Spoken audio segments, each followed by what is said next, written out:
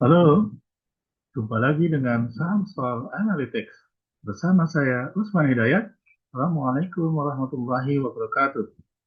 Apa kabar Bapak-Bapak, Ibu-Ibu, teman-teman sekalian? Semoga sehat-sehat, baik-baik semua ya. Hari ini saya akan angkat sebuah topik penguatan diduga berlanjut ya. Jadi saya menduga ini penguatan yang berasal dari sentimen domestik. IHSG ditopang andil 70% saham big caps dan liquid ya. Jadi kenaikan kemarin itu saya lihat andil sebagian besar saham-saham dengan kapitalisasi besar dan yang paling liquid ya. Karena itu ini memberikan sinyal yang optimistik ya, paling tidak dalam jangka pendek hingga akhir Juli ini ya. Namun tetap waspada risiko pembalikan panjang hari bursa ya hari ini. Ketidakpastian global masih tinggi ya terkait dengan uh, tarif dagang dan yang kedua adalah eskalasi perang ya. Ini saham pilihan hari ini ada 12 saham. Mari kita lihat satu persatu ya. Ibu sekalian, ya ini disclaimer kembali bahwa saya nyatakan tidak ada maksud mempengaruhi, mengajak atau merekomendasikan untuk membeli atau menjual saham tertentu ya. Bapak Ibu harus mempertimbangkan seluruh informasi yang relevan serta ketaatan terhadap peraturan perundang-undangan di bidang pasar modal ya. Kemarin bursa ditutup menguat 0,94%, cukup tinggi ya untuk IHSG dan FT45J30 masing-masing menguat 1,10 dan 1,37 ya. Jadi seperti yang telah saya sampaikan hari kemarin bahwa tendensi penguatan meskipun relatif datar ya dengan penguatan terbatas. Namun karena ditopang oleh saham-saham big cap, jadi penguatan itu tampak lebih besar dari yang diduga ya.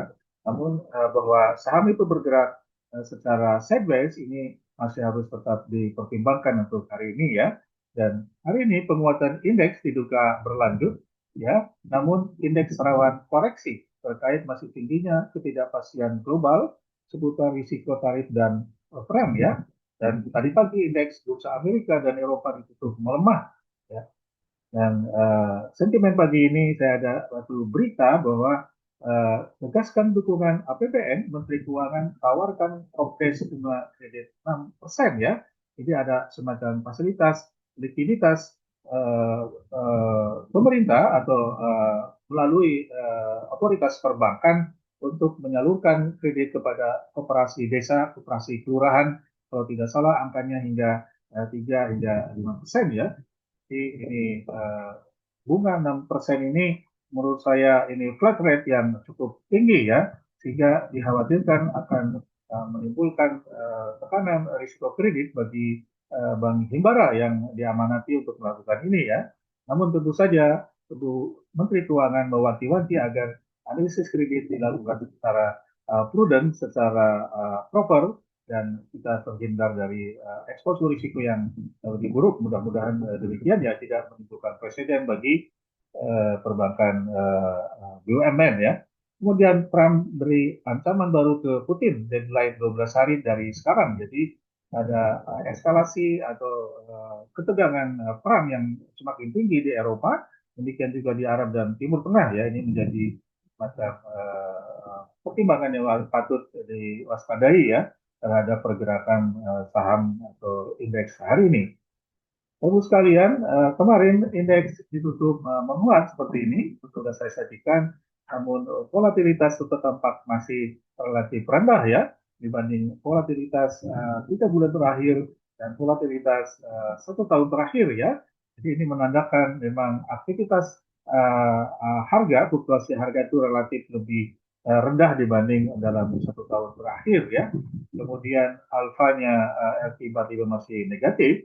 Saya kira ini karena memang kenapa terjadi demikian volatilitas sangat rendah karena saham-saham yang tergolong dalam level 45 relatif lebih uh, lambat pertumbuhannya ya atau lebih tidak meramaikan bursa ya bahasanya, jadi dia tidak aktif diperdagangkan atau dengan tendensi harga yang melemah sehingga alfanya negatif yang makin besar dari 1 tahun terakhir minus 0,07 dan sebulan terakhir minus 0,23. Namun ini bisa dilihat dari sisi optimistik, dari sisi positif bahwa ini saatnya untuk mengkoleksi saham-saham blue chip ya. Demikian juga saham GE30 ya masih alfa negatif meskipun angkanya lebih rendah ya. Ini betanya lebih tinggi. Kemudian secara pergerakan trend dan moving average masih menandakan kecenderungan positif ya, dan momentumnya masih dalam area support ya, momentum RSI 5 hari masih dalam area support, utamanya dalam LQ45 dan J30 ya. Namun hati-hati juga ada pembalikan atau pelemahan dalam 5 hari terakhir ya. Kemudian secara nilai transaksi ya ada sedikit kenaikan dibanding hari kemarin, 10 triliun, ya 2 hari lalu maksud saya. Nah kemarin 12,5 triliun ya, dan ini dibandingkan dengan LQ45, tapi LQ45 juga mengalami penurunan tipis, demikian juga LQ30 ya.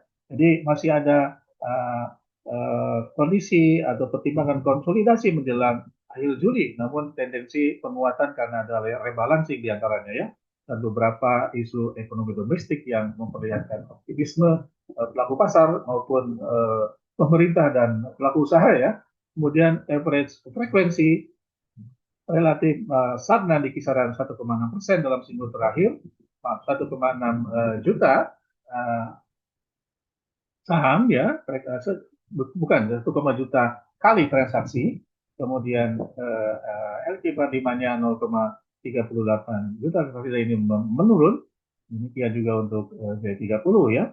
Volatilitas nilai transaksi tampak ada angka penurunan tipis untuk IHSG, namun untuk LQ45 dan J30 masih relatif tinggi, meskipun ini memang pakemnya atau nature-nya memang volatilitas dari nilai transaksi LQ45 dan D30 akan lebih tinggi dibanding volatilitas nilai transaksi yang keseluruhan indeks ya. Secara frekuensi demikian halnya ya, ada penurunan, dan kita lihat net foreign ya dalam seminggu terakhir masih mencatat koleksi positif net buy. Demikian juga untuk LQ45 dan J30, kecuali dalam 3 bulan terakhir masih ada pelepasan saham-saham J30 oleh investor asing ya. Kemudian Bapak Ibu, saya singgung mengenai saham-saham yang kena rebalancing portofolio investasi oleh manajer investasi terkait dengan evaluasi indeks ya. Seperti yang saya singgung kemarin, saham-saham yang masuk indeks pendataan baru akan cenderung harganya meningkat, dan yang keluar harganya cenderung menurun. Nah, kemarin peningkatannya atau kenaikannya cukup tinggi, paling tinggi adalah Petro, kemudian SMA dan seterusnya ya. Nah, saya urutkan secara range volatilitas intraday ini, hati-hati dengan saham dengan volatilitas tinggi, Petro, Raja, SMA. Namun di sisi lain ini menjadi semacam booster ya untuk kenaikan saham-saham indeks konstituen ya. Kemudian sebaliknya untuk saham yang keluar dari indeks, tendensinya melemah kemarin ya, dan terjadi pelemahan, kecuali untuk gudang garam ya, ada penguatan. Jadi untuk yang memiliki saham-saham dalam portofolionya, saham ESA, BBTN, Gajah Tunggal dan seterusnya, maka patut dipertimbangkan untuk dilakukan rebalancing individual ya. Ini menjadi semacam benchmark ya, referensi untuk 20 melakukan rebalancing sampai akhir Juli nanti ya. Kalau kita lihat secara sektoral, memang 4 dari saham yang masuk indeks pendataan baru adalah tergolong dalam sektor energi ya. Kemudian Bapak Ibu sekalian, seperti biasa saya juga sampaikan alert ya, hati-hati dengan saham yang memiliki volatilitas intraday yang sangat tinggi, masih dikuasai oleh saham-saham pendatang baru, PDIA, Coin dan Meri. Kemudian saham baru juga ada PSAT di sini ya. Jadi saham-saham ini masih juga menunjukkan kenaikan yang tajam. Kemarin PDIA naik 9,9%, Coin 9,59%, dan Meri turun 10,8%. Jadi perubahannya sangat tinggi, dan dalam seminggu terakhir PDIA menguat hingga 50,62% ya. Saya nggak tahu kalau apa istilahnya stabilisasi harga untuk existing emiten mungkin itu bagus ya untuk stabilisasi pasar. Namun untuk saham-saham yang baru listing di bursa ini, saya juga kurang paham bagaimana underwriter bekerja ya, bagaimana melakukan valuasi harga IPO sampai dia terjadi perubahan harga yang sangat tajam ya. Jadi silakan saya kembalikan ke Bapak Ibu sekalian mempertimbangkan terhadap saham-saham dengan most volatile stocks ya intraday ya.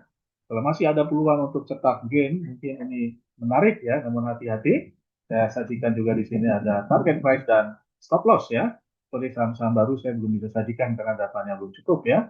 Kemudian ini secara sektoral dan kalau lihat secara uh, indeks konstituen, ya, sini ada 3 yang masuk saham LQ45 dan ada 5 termasuk saham DI 70 ya. Kemudian saham unggulan atau saham pilihan hari ini ada 12 saham yang saya saring dari saham-saham konstituen dari indeks Kompas 100 ya, berdasarkan bobot kapitalisasi pasarnya di atas 0,5, harganya saya ambil yang di atas 500 ya, supaya risikonya lebih kecil karena saham murah itu relatif lebih mudah untuk kasarnya digoyang ya, spekulatif trading ya. Kemudian return 2025 ini masih negatif, masih tertinggal ya. Jadi ada kesempatan untuk rebound, ada kesempatan untuk saatnya beli ya, time to buy ya gitu. Kecuali untuk Astra dan Telkom ini masih positif, namun positifnya masih rendah. Saya kira ini masih pantas kita lakukan koleksi. Kemudian volatilitasnya masih rendah di bawah 3, relatif rendah. Dan ini alfanya masih negatif ya, ini residual ya karena memang dalam beberapa bulan terakhir ini saham-saham blue chip ini tertinggal ya. Ini saatnya kita untuk mengoleksi. Kemudian average value-nya ya sama-sama di atas 10 miliar sehari, ini cukup tinggi.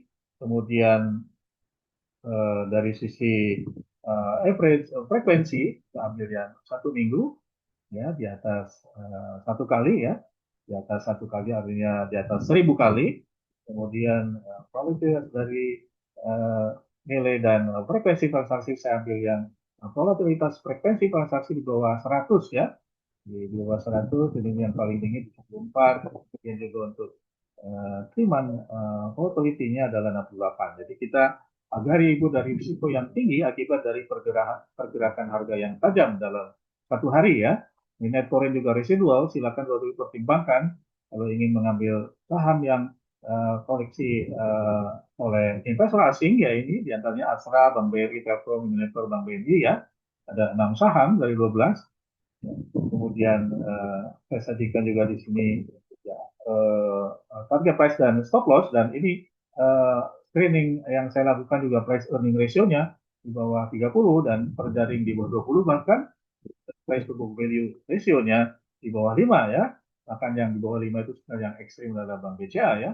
Kita tahu Bank BCA memang memiliki keunggulan karena persepsi investor atau ekspektasi investor cukup baik, tinggi terhadap Bank BCA meskipun PB ratio-nya tinggi. Jadi ekspektasi pertumbuhan yang tinggi dalam beberapa tahun ke depan ya. Kira itu nilai yang patut dibanggakan oleh Bank BCA ya. Kemudian hati-hati juga dengan saham yang memiliki intraday volatility yang tinggi ya, yaitu saham BSDE, SII, Astra, DPFA ya, sampai dengan NCKL ya. Yang lainnya saya kira ini normal, 53 ya. Demikian Bapak Ibu sekalian yang bisa saya sampaikan. Mudah-mudahan bermanfaat. Selamat melakukan investasi dan transaksi saham di Bursa Efek Indonesia ya. Terima kasih atas perhatian Anda. Saya tutup. Wassalamualaikum warahmatullahi wabarakatuh.